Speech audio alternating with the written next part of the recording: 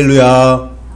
우리 사랑하는 미주세안교회 성도님들, 그리고 한국과 미국에서 지금 온라인으로 함께 예배를 드리는 성도님들, 그리고 유튜브를 통해서 설교 영상을 들으시는 성도님들께 하나님 우리 아버지와 주 예수 그리스도로부터 은혜와 평강이 있기를 간절히 바랍니다. 지난 시간 우리는 1차 은혜, 그리고 2차 은혜, 3차 은혜로 구성된 그 은혜의 세 단계, 하나님의 구원 설계도를 보았습니다. 1차 은혜가 무엇입니까? 1차 은혜는 하나님께서 예수 그리스도를 우리에게 보내주신 은혜, 성육신 사건입니다. 그래서 1차 은혜는 복음이에요. 그리고 보내신 은혜이고 하나님 아버지의 은혜라고 말할 수 있습니다. 2차 은혜는 무엇입니까? 2차 은혜는 회개하고 예수님을 임금과 구세주로 영접할 때 그때 받는 은혜를 말합니다.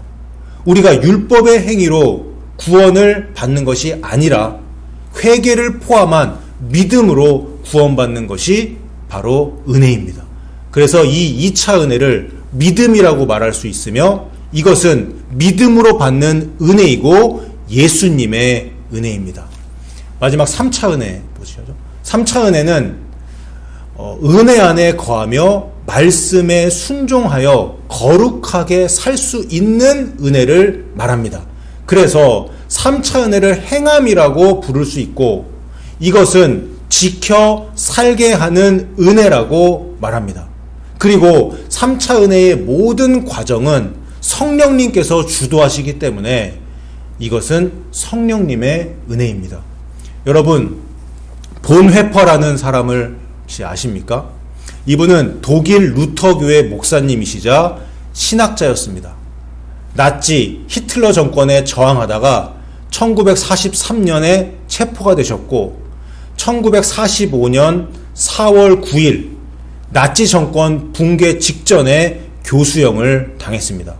1925년부터 1945년까지 6권의 책, 그리고 연구 논문 11편을 비롯해서 설교, 편지, 여행 일지, 소설, 시 등 여러 가지 저작들을 남겼습니다. 제일 유명한 책이 지금 여기 있는 이 나를 따르라라는 책입니다. 이 책의 이 첫 장에서 본회퍼는 값싼 은혜와 값비싼 은혜를 이야기하며 다음과 같은 문장으로 이 책을 시작합니다. 값싼 은혜는 우리 교회의 철천지 원수다. 오늘날 우리의 투쟁은 값비싼 은총을 얻기 위한 것이다. 본회퍼는 값싼 은혜와 값비싼 은혜를 비교하면서 설명을 합니다. 먼저 값싼 은혜가 무엇인지 보겠습니다. 값싼 은혜는 회개 없는 용서, 제자도 없는 구원, 십자가 없는 그리스도입니다. 그리고 값싼 은혜의 터잡은 신앙의 태도는 여기 나와 있는 대로 예수님 믿으면 다 용서받으니 그냥 마음대로 살아도 괜찮아, 이런 겁니다. 다음으로 값싼 은혜의 특징을 보겠습니다. 값싼 은혜의 특징은 삶의 변화를 요구하지 않는 겁니다. 예배는 드리지만 순종은 없어요. 값싼 은혜는 죄를 미워하지도 않아요. 제자로서의 헌신이나 희생 없이 은혜만 주장하는 게 값싼 은혜입니다. 은혜를 상품처럼 취급을 하고 싸고 쉽게 없는 것처럼 그렇게 취급을 하는 것입니다. 여러분, 값싼 은혜와 반대되는 값비싼 은혜는 무엇인가요? 값비싼 은혜는 예수님의 목숨값으로 주어진 은혜입니다. 예수님이 나를 위해 죽으시고 죄 용서해 주신 그 은혜에 응답하기 위해 우리의 삶 전체가 변화되는 은혜를 말합니다. 이것이 값비싼 은혜예요. 그럼 여러분, 값비싼 은혜의 특징은 뭘까요? 특징은 은혜와 함께 회개가 따라오고 순종이 같이 가는 겁니다. 제자의 길, 좁은 길로의 부르심입니다. 이것이 값비싼 은혜입니다. 은혜를 받았기에 이제는 거룩하게 살고자 하는 마음과 태도를 말합니다. 복음이 내 삶의 중심을 바꾸는 능력, 이것이 값비싼 은혜입니다. 보네퍼 자신은 이 값비싼 은혜를 따라 히틀러 정권에 저항하다가 순교했습니다. 은혜는 공짜이지만 그 은혜를 따르는 삶은 헌신을 요구합니다. 3대 은혜, 3차 은혜는 우리를 변화시키고 3차 은혜는 말씀에 순종하게 하며 성령님의 인도하심을 따라 거룩함으로 이끄는 은혜입니다. 그런데 여러분, 여기서 우리는 한 가지 의문을 갖게 돼요. 은혜, 카리스, 그 뜻이 뭐라고 지난 시간에 배웠죠? 카리스, 이 은혜의 이 원어적인 신학적인 정의는 하나님께서 값없이 자격 없는 자에게 선하게 베푸신 호의와 사랑이라고 지난주 말씀을 드렸습니다. 1차 은혜는 하나님이 예수님을 이 땅에 보내신 것이죠. 우리가 요청하지도 않았습니다. 하나님의 사랑으로 인해서 구원자 예수님을 하나님께서 이 땅에 보내주신 것입니다. 은혜입니다. 2차 은혜, 우리에게 어떤 율법의 행위나 그 어떤 공로를 요구하지 않습니다. 우리에게 회개와 믿음만 요구하셨습니다. 진짜 믿음이 있다면 회개하게 되니까 믿음으로 구원받는다는 이 말이 맞는 거예요. 진리입니다. 믿음, 예수님을 임금과 구세주로 영접하기만 하면 죄 용서해 주시고 우리를 하나님의 자녀로 삼아주십니다. 신분이 바뀌는 거예요. 이것도 값없이 자격 없는 자에게 베푸신 하나님의 은혜가 맞습니다. 그런데 3차 은혜를 보세요. 3차 은혜는 받은 은혜에 반응하는 삶입니다. 1차 은혜와 2차 은혜 받은 것에 감사해서 그에 대한 반응이 3차 은혜인데요. 예수님을 이 땅에 보내주셔서 감사합니다. 예수님 믿으니 죄 용서해 주시고 우리를 하나님의 자녀로 삼아주시니 감사합니다. 이렇게 받은 은혜에 대한 반응에는 순종이 나오는 거고 회개, 말씀 실천, 자아 포기, 성령님을 의지하는 것, 이게 다 들어있는 겁니다. 3차 은혜의 핵심은 실제로 죄를 끊어버리는 것이에요. 말씀에 순종하는 것입니다. 이처럼 내가 죄를 끊어버리고 내가 말씀에 순종하니까 내가 뭘 하는 것 같잖아요.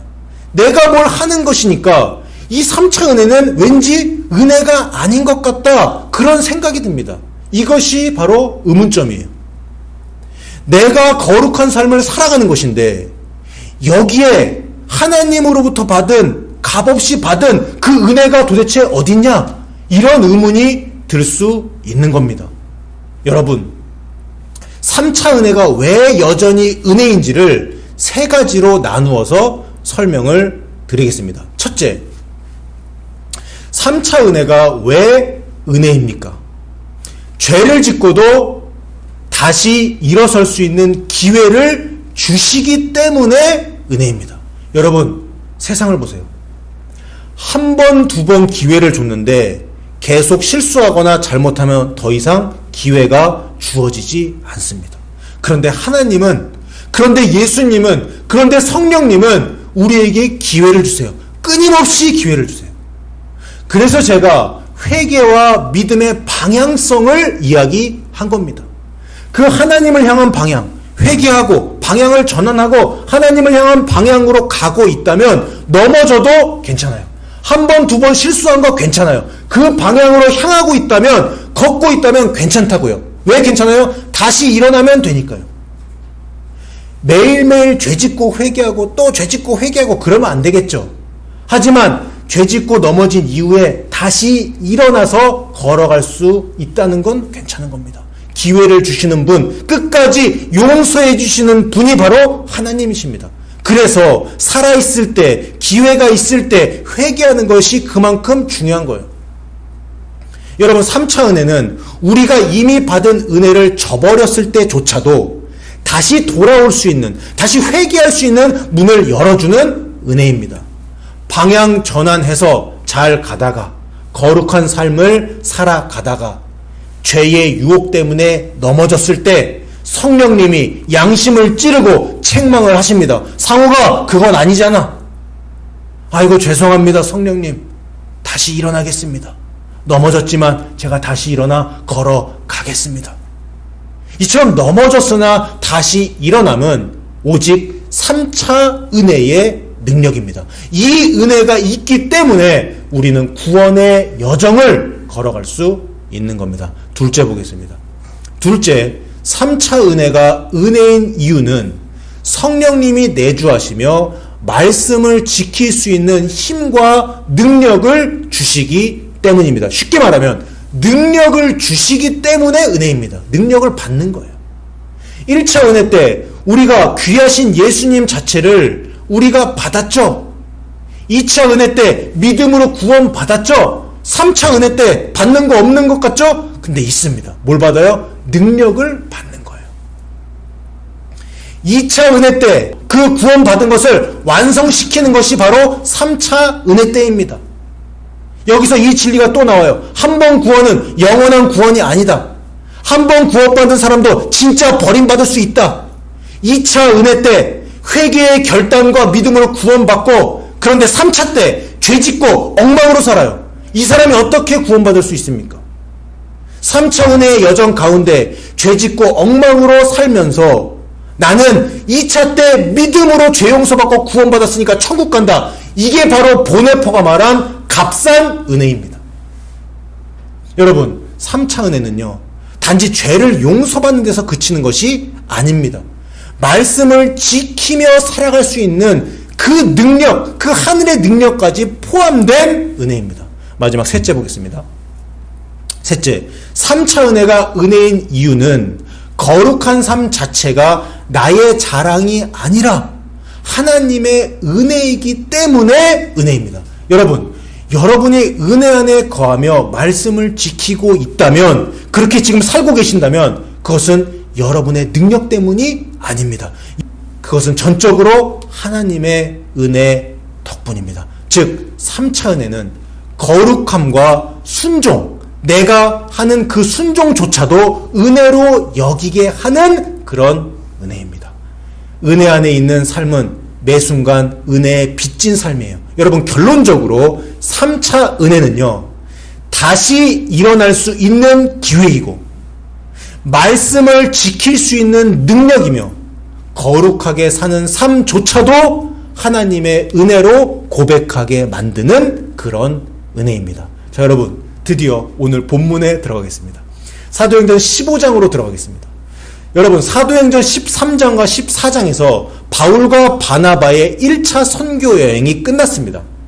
초기 기독교에서 예수님을 믿는다는 것만으로는 부족하고 구약의 율법을 지켜야만 이방인들도 구원받을 수 있다라는 그런 이단 사설이 들어오기 시작했습니다. 그래서 예루살렘 공의회가 열렸어요.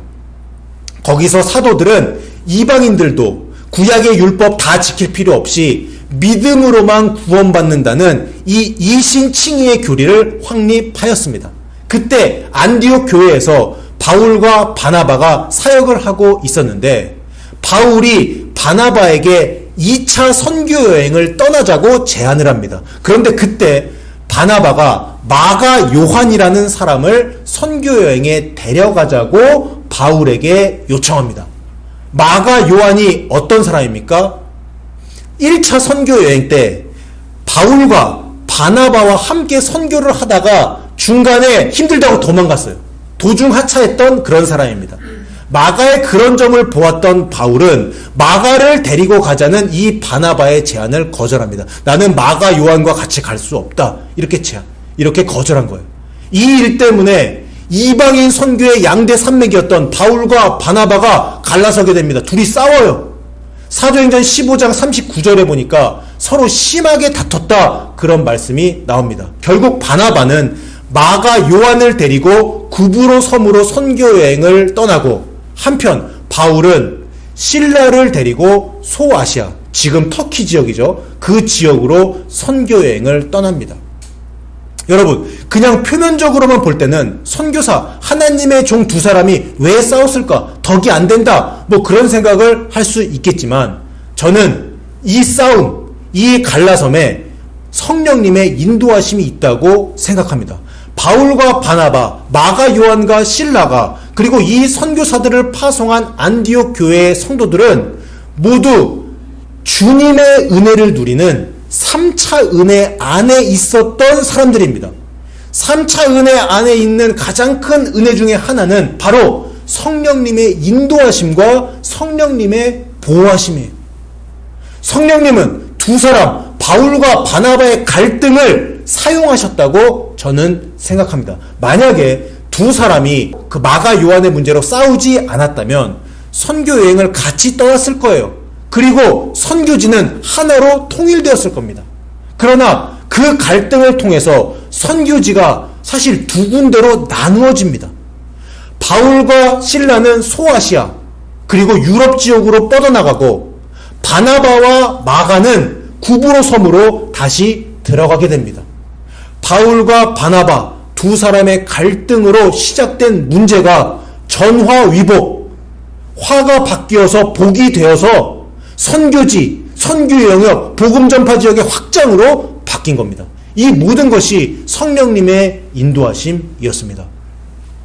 사도행전 16장에서 성령님은 바울과 실라에게 아주 귀한 동역자 한 명을 붙여주시는데 그 사람이 바로 바울에게 영적인 아들과도 같은 디모데입니다.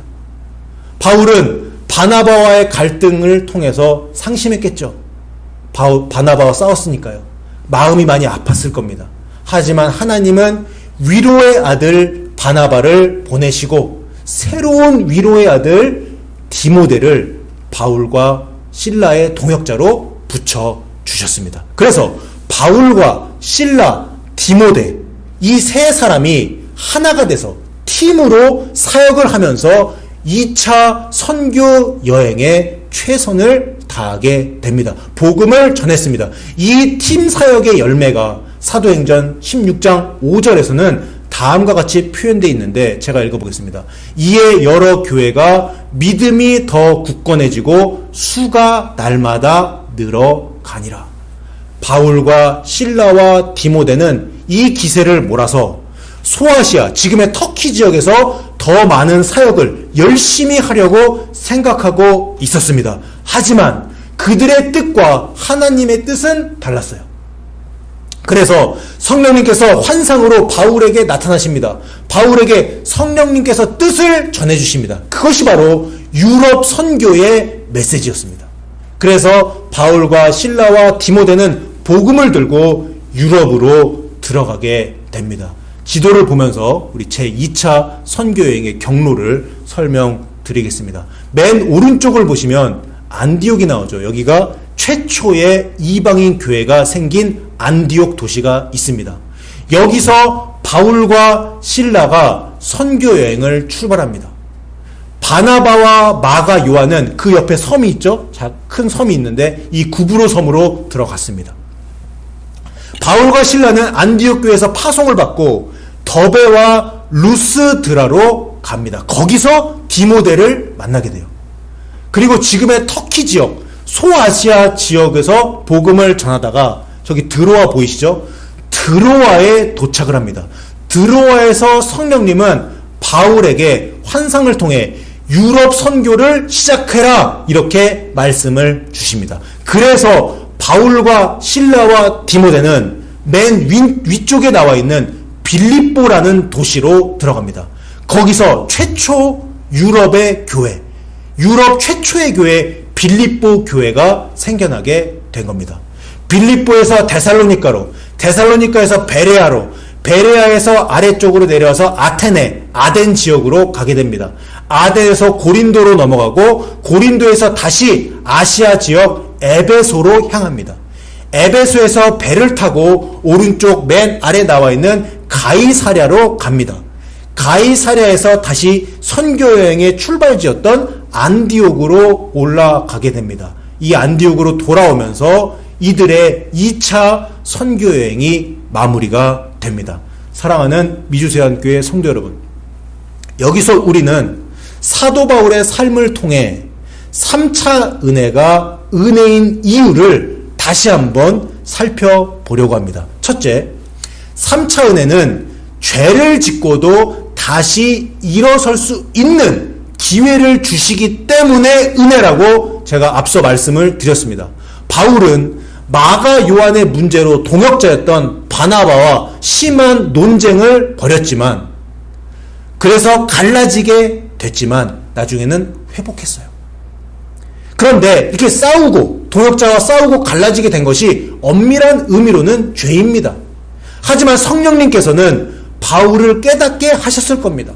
바울은 성령님의 책망을 듣고 자신이 바나바와 다투었던 부분을 회개했을 것이라고 저는 생각합니다. 성경에 보면 바울은 바나바 그리고 마가 요한과 다시 협력하게 됨을 알 수 있습니다. 바울도 마가 요한을 다시 신뢰하게 되는 장면이 나오기 때문입니다.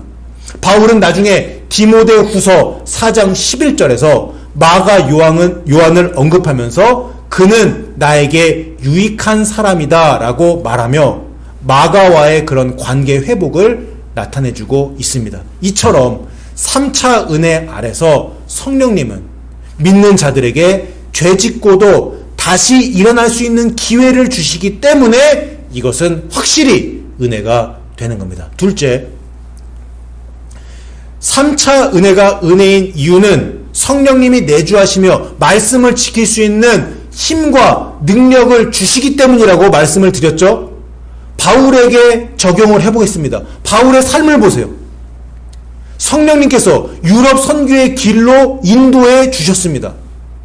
유럽으로 들어가는 문턱의 도시 빌립보에서 성령님의 능력을 받아 귀신을 쫓아냅니다. 바울과 실라가 박해를 받고 감옥에 갇히는데 기적적으로 감옥에서 풀려납니다. 사람의 힘으로 되는 게 아니죠. 성령님의 능력으로 되는 거죠. 바울과 그의 동역자들은 데살로니가에서, 베레아에서, 아테네에서, 고린도에서 성령님이 제공하시는 힘과 능력으로 복음을 전파합니다. 사역을 감당해요. 이 성령님의 능력, 이 성령님의 은혜가 아니었다면 그 사역을 감당할 수 없었을 겁니다. 2차 선교여행 다 안 됐을 거예요. 말씀을 지킬 수 있는 능력, 즉 하나님의 뜻을 행할 수 있는 능력을 성령님으로부터 은혜로 거저 받았기 때문에 그래서 3차 은혜도 은혜가 되는 겁니다. 셋째, 3차 은혜가 은혜인 이유는 거룩한 삶 자체가 나의 자랑이 아니라 하나님의 은혜이기 때문에 은혜라고 말씀을 드렸습니다. 여러분, 사도 바울의 위대한 고백, 오늘 설교의 제목 고린도전서 15장 10절을 우리 함께 한 목소리로 읽어보겠습니다. 시작.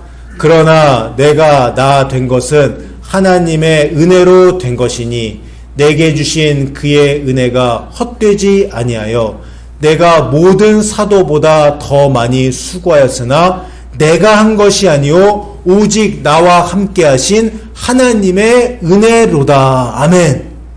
저는 하나님의 은혜로다 이 말 앞에 한마디를 더 붙이고 싶어요. 내가 모든 사도보다 더 많이 수고하였으나 내가 한 것이 아니요 오직 나와 함께 하신 성령 하나님의 3차 은혜로다. 여러분, 사도 바울이 행한 것을 보세요.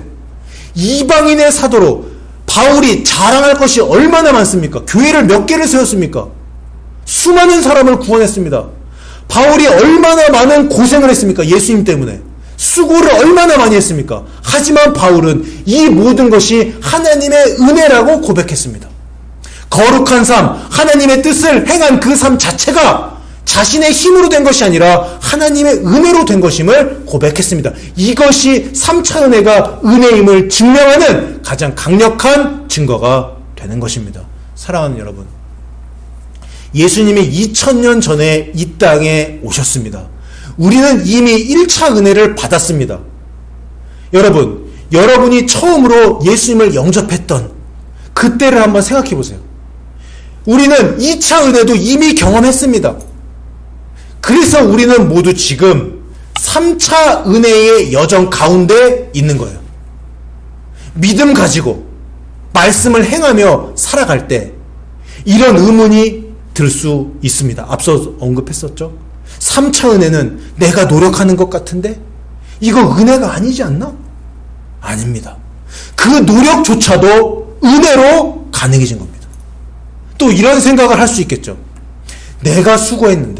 내가 수고했는데 내가 말씀 지켰는데 이거 은혜 아니지 않나? 수고 없이 거저 받아야 은혜 아닌가? 받은 거 없는데? 아닙니다. 참된 은혜는 수고하게 만드는 능력입니다. 그리고 우리는 그 능력을 받은 겁니다. 또 이런 의문이 들 수 있습니다. 거룩하게 사는데 내가 말씀을 행하는데 이게 왜 은혜냐?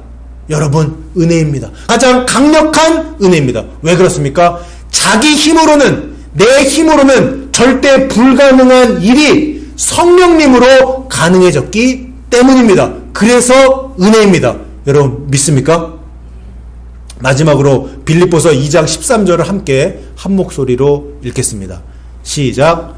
너희 안에서 행하시는 이는 하나님이시니 자기의 기쁘신 뜻을 위하여 너희에게 소원을 두고 행하게 하시나니. 아멘. 여기 3차 은혜가 정확하게 나와 있습니다. 여러분, 죄를 미워하게 된 것도, 말씀을 지키고 싶어지는 것도, 내가 거룩하신 주님을 원하게 된 것도 모두 하나님의 은혜로 주어진 마음과 능력입니다.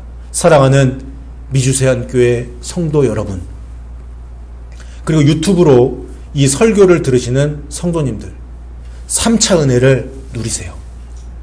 죄 짓고 넘어졌다면 다시 일어나세요. 성령님이 주시는 능력으로 살아가세요. 그것은 자신을 높이기 위한 능력이 아니라 다른 사람을 섬기고 하나님 나라를 위한 은혜로 주어지는 능력입니다. 그리고 수고한 모든 공로와 그로 인해 받게 되는 영광을 자신에게 돌리지 말고 겸손하게 하나님께 돌리세요. 이것이 하나님의 은혜, 예수님의 은혜, 성령님의 은혜에 보답하는 길입니다. 3차 은혜 안에 거하며 성령님과 동행하여 성령님의 인도하심과 보호하심을 받아 주님 오시는 그날 휴거되고 천국 가는 저 여러분 다 되시기를 주님의 이름으로 축원합니다.